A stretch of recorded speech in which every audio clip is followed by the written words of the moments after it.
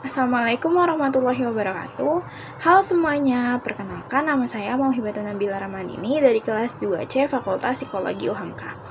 Kali ini saya akan menjelaskan tentang penerapan dan manfaat biopsikologi dalam pengembangan perilaku manusia. Langsung aja yuk simak videonya. Nah, ada yang tahu nggak sih apa itu biopsikologi? Biopsikologi berasal dari psikologi atau ilmu yang mempelajari perilaku manusia, dan ilmu faal, ilmu yang mempelajari tentang fungsi dan kerja alat-alat dalam tubuh. Jadi, biopsikologi itu adalah ilmu yang mempelajari perilaku manusia dalam kaitannya dengan fungsi dan kerja alat-alat dalam tubuh. Nah, dalam mempelajari perilaku manusia itu terdapat 3 fungsi utama yang dapat mempengaruhi perilaku manusia itu sendiri. Yang pertama ada fungsi kognisi atau pikiran, yang kedua ada fungsi afeksi atau emosi, dan yang ketiga ada fungsi konasi atau kehendak. Selanjutnya ada cara berpikir psikologi dalam memahami perkembangan perilaku. Yang pertama, evolusi mempengaruhi faktor genetik yang berpengaruh pada perilaku. Perilaku itu bersifat psikologis. Yang kedua, setiap gen individu mengembangkan sistem saraf yang memiliki karakteristik sendiri. Yang ketiga, perkembangan sistem saraf tiap individu tergantung pada interaksinya dengan lingkungan. Contohnya pengalaman. Yang keempat, ada kapasitas dan tendensi perilaku individu tergantung pada pola aktivitas neural yang khas. Misalnya, pikiran, perasaan, memori, dan sebagainya. Yang kelima, ada perilaku tiap individu muncul dan interaksi antara pola aktivitas neural dan persepsi individu terhadap situasi saat itu. Dan yang keenam, keberhasilan perilaku individu memungkinkan gen yang mengandung perilaku untuk diturunkan pada generasi selanjutnya. Adapun perkembangan implementasi biopsikologi. Yang pertama dalam bidang psikologi pendidikan. Terdapat sebuah pendekatan yang dikenal dengan istilah brain-based learning. Pendekatan ini berorientasi pada keseluruhan fungsi bagian otak dalam proses belajar mengajar, seperti pola pendidikan yang memberikan rangsangan yang sama pada seni, kreativitas, dan kemampuan mengembangkan imajinasi, agar otak kanan dan otak kiri para murid berfungsi dengan optimal. Dunia pendidikan saat ini banyak mengembangkan model pelajaran baru yang lebih menekankan pada pemberian stimuli pada kedua belah otak muridnya, agar hasil belajar yang optimal dapat tercapai. Dalam pendekatan ini diberikan gambaran bagaimana menerapkan pola pikir otak kanan dan otak kiri yang seimbang dengan pelajaran listening.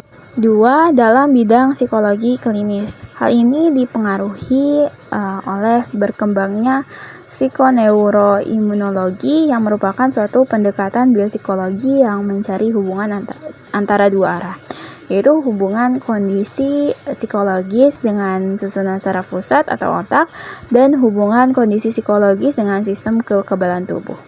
Dalam banyak hal, kondisi psikologi seseorang itu berpengaruh terhadap fungsi kekebalan tubuhnya, baik dalam artian positif maupun negatif, yang pada gilirannya merupakan faktor yang mempengaruhi derajat kesehatan seseorang dalam proses penyembuhan suatu penyakit.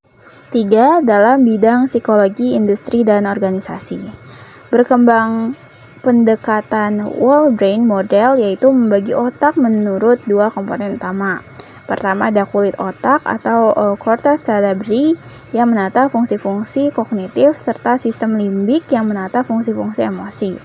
Sistem limbik ini membagi otak menjadi 4 bagian yang disebut dengan 4 kuadran otak, yaitu area fungsi rasional, manajerial, sosio-emosional, dan strategik. Berkembangnya pendekatan ini didasari oleh konsep neuroscience tentang pemeriksaan neuropsikologi dan dominasi otak.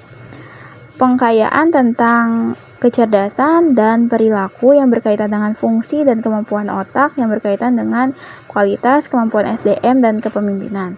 Pendekatan ini digunakan pada pengembangan SDM dan organisasi. 4. Dalam bidang psikologi populer.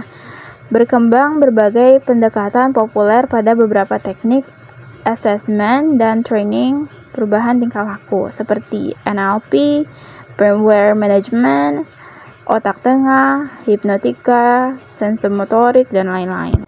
Adapun manfaat biopsikologi. Yang pertama, dapat memahami persoalan atau kelebihan dengan lebih komprehensif. Misalnya, ketika anak nampak malas, konselor itu tidak langsung menuduh anak tersebut malas karena kurang perhatian, tapi beranggapan bahwa mungkin si anak mengalami defisiensi biologis karena ketidakseimbangan nutrisi.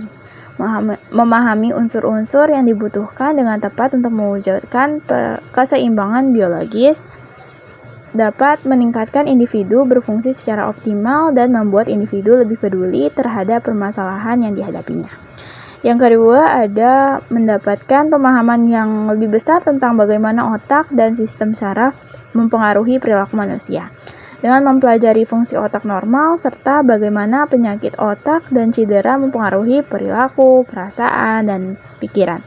Para peneliti dapat menemukan cara-cara baru untuk mengobati masalah potensial yang mungkin timbul.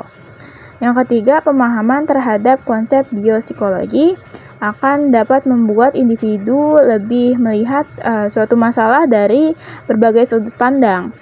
Dengan melihat basis biologis perilaku manusia, psikolog lebih mampu memahami bagaimana otak dan proses psikologis dapat mempengaruhi cara orang berpikir, bertindak, dan merasakan. Terima kasih telah menonton.